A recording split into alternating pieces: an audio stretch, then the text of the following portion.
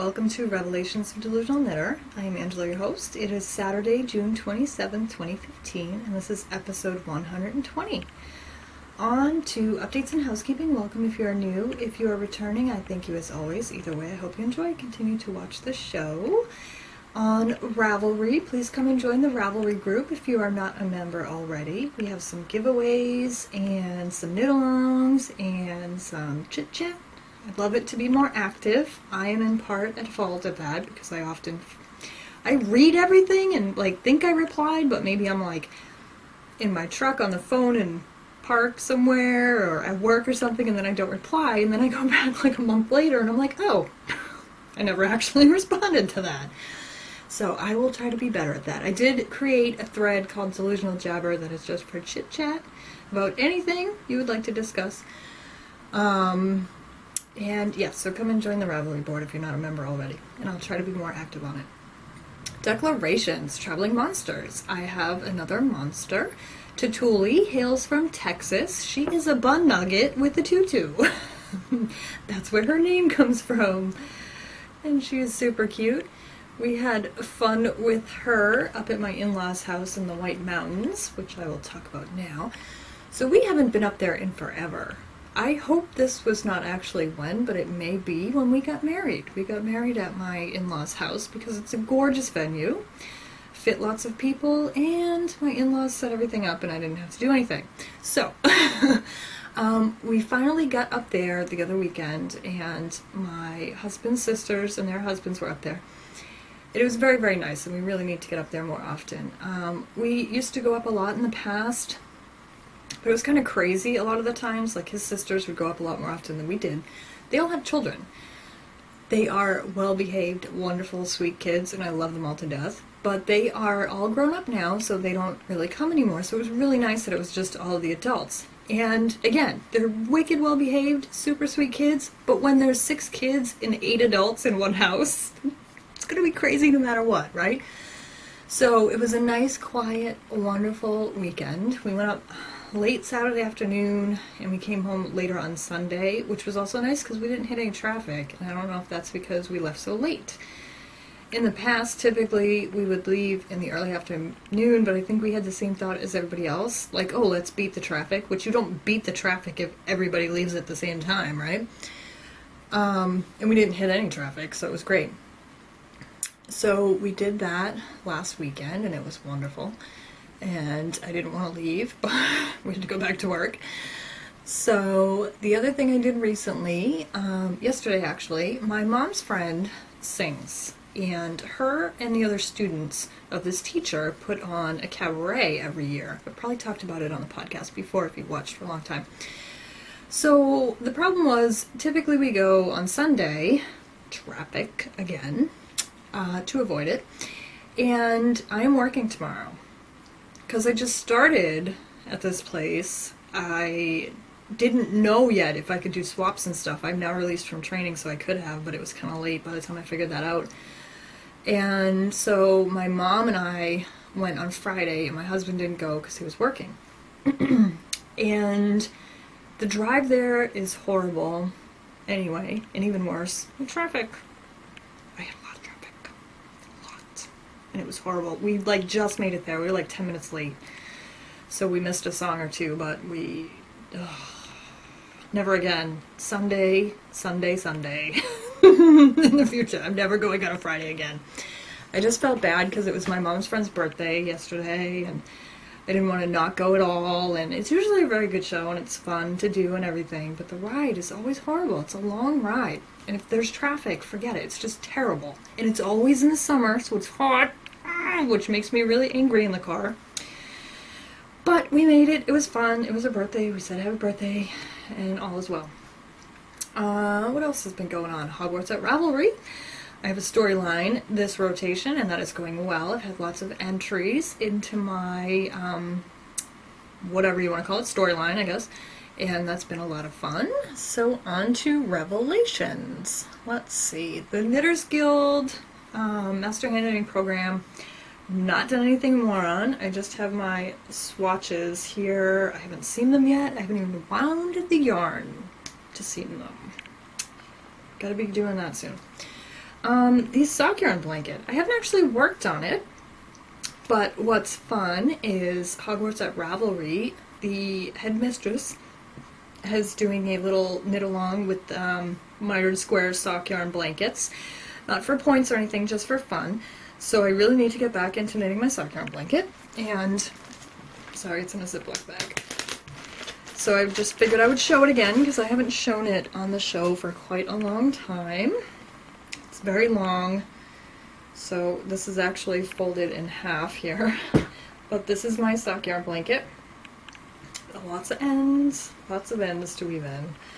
And gotta get going back on that. I have plenty of scrap yarn to work on, and every time I finish a fingering weight project, which is like 90% of the projects I do, I have more. So just bringing it up because I would like to start knitting on it again. Sophie's Universe is another one. Excuse me, itchy face. Very itchy face. My allergies are driving me nuts today. Sophie's Universe, I had that little hiccup where I skipped a stitch. So I have to undo that whole round. I have not done that yet, but that's also on the table to get back into. The bigger on the inside shawl is another one that I haven't touched recently, but you'll be seeing soon what I have been knitting on. The Flower Garden Granny Squares. I think I've mentioned those on the last episode and showed the pattern. I did knit up 2 squares. This is what they look like. Very, very cute. So I have 2 squares there. And this is just in like Lily Sugar and Cream or Peaches and Cream yarn, so it's straight up cotton, which does well because it really holds the stitches and everything well.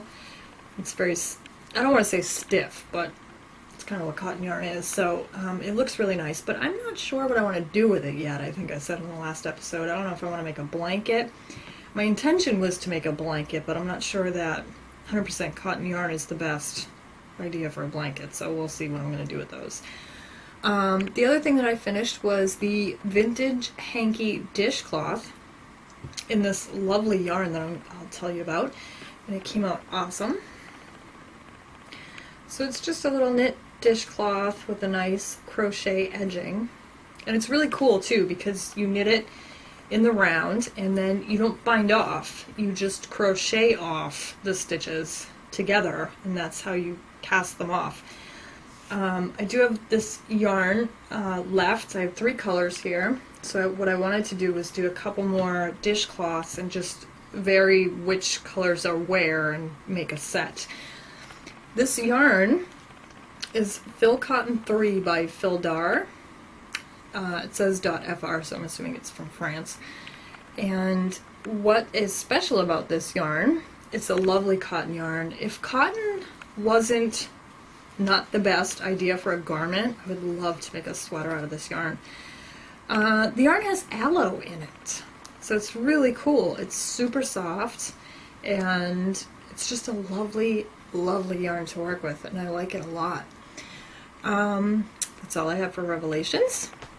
For string theory, I don't really have a whole lot of spinning to show you, but do you remember the cigar boxes that I got a while back and I said I was going to line them with felt? I successfully lined one of the boxes. And it was the gray one that I had, and it's all lined inside. I'm really, really happy with it. I did, unfortunately, think that I could line the top. That's the glue that I have to sand off. Not thinking that the top slides in, and that if I put felt on, it won't slide in anymore. So, it's just one of the cigar boxes that I got. So I ripped the felt off. Unfortunately, I figured that out after I glued it on. So, yeah, but otherwise, came out awesome. It lined really well. Felt is really, really hard to cut straight because it kind of moves around. But the fact that it moves around is good because if you don't cut it exactly straight, when you go to glue it on, you can kind of manipulate it a little bit so it looks really straight. So when I lined it, that's what I did, and it ended up looking straight enough for me. I'm happy with the inside of it. So I still have to line the other box, and what I did was I just kept, it's got dried glue on one side now, but I just kept the piece that I lined the top with, because what I'm going to do is just put it in there when I have spindles in there, and then I can set it on the top of the box on my lap to spin on, and that way it's got a felt surface so that the bowl won't slide around. So I'm very happy with that. That worked out pretty well. And now I know in the future not to line the top of the box because it won't close anymore.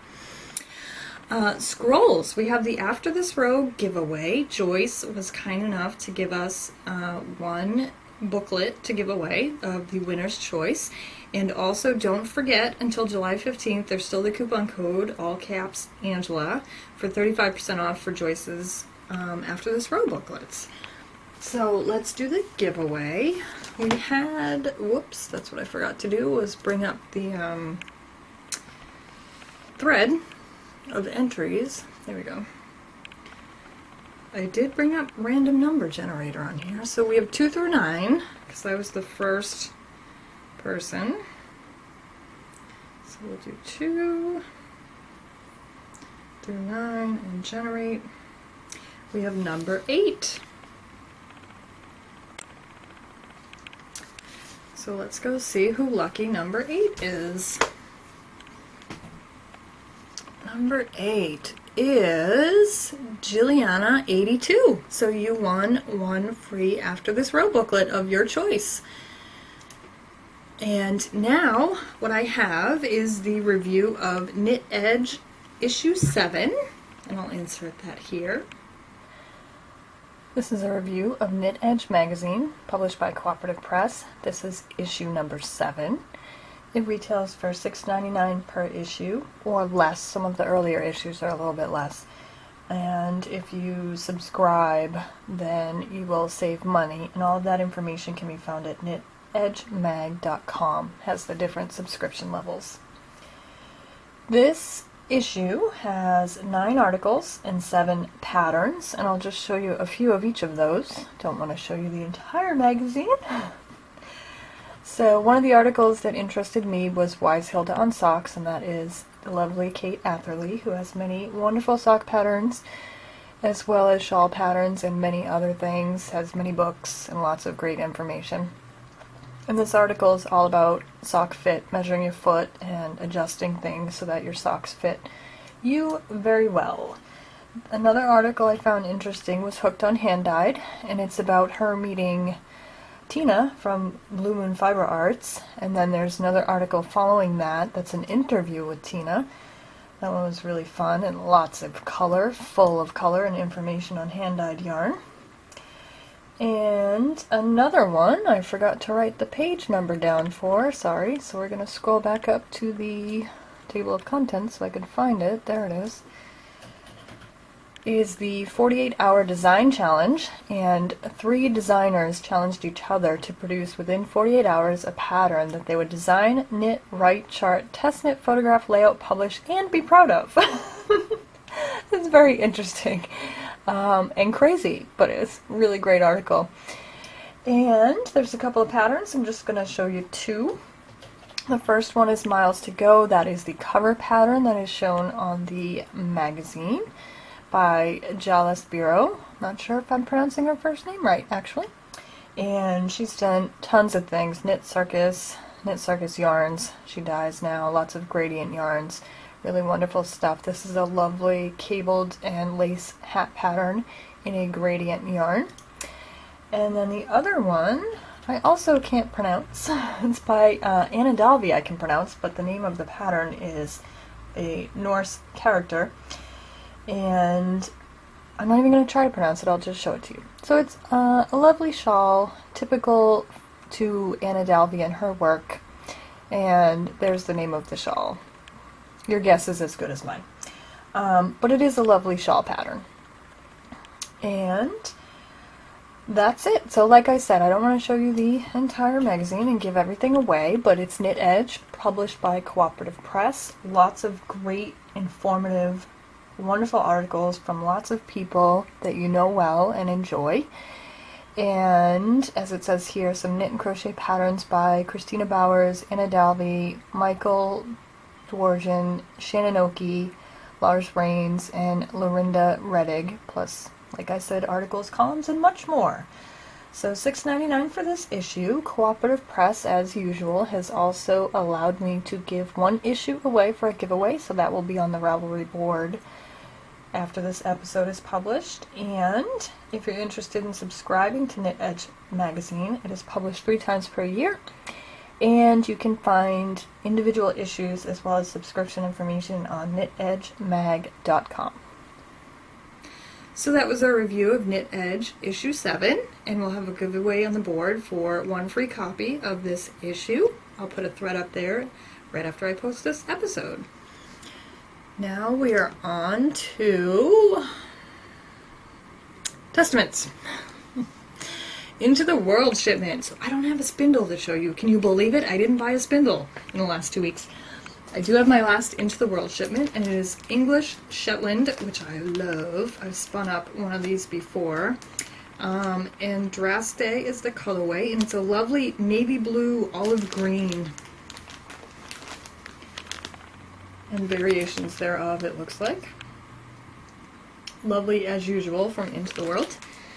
That's my June shipment. And now we're on to Intentions. So I have the Michaela shawl. My mouse has been going crazy today, like the scroll wheel. I'll scroll it a little bit and it'll just keep scrolling around on the screen. I have my Michaela shawl I finally started in my Kicks and Giggles bag. I love this bag. And I was just knitting up mine in some Knit Picks Stroll Tonal, I think this was. It's upside down, but it's the beginnings of my Michaela shawl. And that's one of my designs that will be out shortly as soon as I finish up this sample. It's going pretty quick though. The other thing for Intentions that I have is the hat, finally. Well, I'm on point for my deadline. I did start my hat out of Leading Men Fiber Arts Callback Base in Metamorphosis. This colorway is awesome. It's really, really awesome. So it's hard to stretch it on the needles here, but this is the hat pattern that I'm working on. So it's got some ribbing, and it's got this elongated garter stitch bit that will go a couple of times, and then the top of the hat. So it'll be like a slightly slouchy beanie type hat. Try saying that a couple of times. So that's going well, and that should be going into test knitting soon. And I'm loving it. I just started this when I got home from work Thursday evening. So Thursday evening for like maybe an hour or so, I did the cast on, which I had to do a couple of times. It is a tubular cast on, which always befuddles me and gets twisted and everything. And then since then I knit on it this morning a little bit and a little bit yesterday, and I'm really I just want it done so I can get the pattern. I really want to see it done and on my head. I'm really excited about it. It looks awesome. Heresy. I do believe the With Actually Knitting KAL knit along is still going on, and I still have the coupon code KAL 2015. That's good. Should be good until the end of this month, I believe was the date. I do have some Ravelry patterns for you this episode, and those are, let's see, which ones did I do? Estonian Inspired Mitts by Lace and Lupins, and it's a knit pattern. It is a colorwork pattern. They're fingerless mitts. It's just a really cool little like flower pattern. I like that one a lot, and it's free. The next one is, oh, maybe I should tell you something. That takes fingering weight yarn. The next one is Ness's, hold please, Ness's Sweater by Kimberly Saunders. It is also free. Sport weight or worsted weight, depending on the size you're making, because it's a child sweater. It's a crochet pattern. Really cute little sweater. The next one I have is called A Burst of Light, and that is DK weight yarn, and it's this really cool idea for a gift where you can just do kind of like a cup cozy but for a bell jar and put a candle in it. That is also free, and that's by Emma Percy. And the last one I am participating in the knit along. I have the pattern ready and I have some yarn coming for it, and it's Beware of Dragon's Hat. It's a colorwork hat by Holly Marie, and all you had to say was dragon. It's really, really cool. Sign-ups close July 8th. All you have to do is be a member of the group, so you have to join her group. I believe it was Holly Marie Designs. I thought I wrote all this in here, but apparently I did not. Let me see here. Yeah, Holly Marie Designs. Join that group. There's a link on the thread for the knit along. You have to fill out a quick form, like a Google form. It's super simple. You just give your Ravelry username, and if you want the knit or crochet version, submit it. She'll send you the pattern as soon as she gets online again, and then you're ready for the knit along. So if you're interested in knitting that hat for free, go and sign up before July 8th. The other thing I do have for the Master Hand Knitter program. I forgot to show this in scrolls. It's not a review. I was just mentioning them. I will probably do a review of them at some point. But because you have to write a 3 or 4 page history report, I got a couple of books on knitting history. And the first one is A History of Hand Knitting by Richard Rutt, and I think this is like the Bible of knitting history because everybody raves about it. So I just got a used copy. This one I think was a library book, actually. So it's fine. The pages and the text and everything are fine. The dust cover is slightly worn. Other than that, it's a perfectly good book. I got that used off of Amazon. And the other one I have is Knitting in the Old Way by Priscilla Gibson Roberts. Also used. And this one's pretty cool because it's spiral bound. So this one I haven't looked at all yet. The History of Hand Knitting by Richard Rutt I did look at so far. And we'll see how my history report goes. Let's see, arts and crafts. I haven't been doing anything else other than gluing felt to boxes, which was fun and worked out fine, which I'm happy about, but except for the top. Remember that if I get more cigar boxes. I was even wondering if people would like those as, like maybe I could get a bunch more, because that store had a ton of used cigar boxes. I'm wondering if I should buy up a bunch more and get the felt and line them and sell them on Etsy or something. Because they make excellent spindle boxes to carry around your whips. That way you're not worried about crushing your spindle because it's in this box. And most of those boxes are made out of wood. Some of it's like particle board, but some of it's like actual wood. So either way, it would be very hard to crush it unless you like ran it over with your car, and then you have bigger problems, I think. Reading. I'm still reading Harry Potter and the Chamber of Secrets, the second book.